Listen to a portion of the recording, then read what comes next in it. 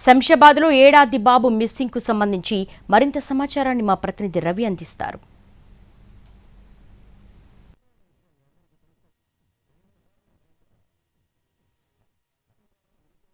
Hyderabad airport PS పరిధిలో ఒక ఏడాది వయసున్న బాబు మిస్సింగ్ కలకలం రేపుతోంది. ప్రస్తుతం మనం చూస్తున్న ఈ గుడిసెలో ఒక ఫ్యామిలీ ఉంటుంది. అందులో ఏడాది వయసున్నటువంటి బాబు ఉన్నాడు.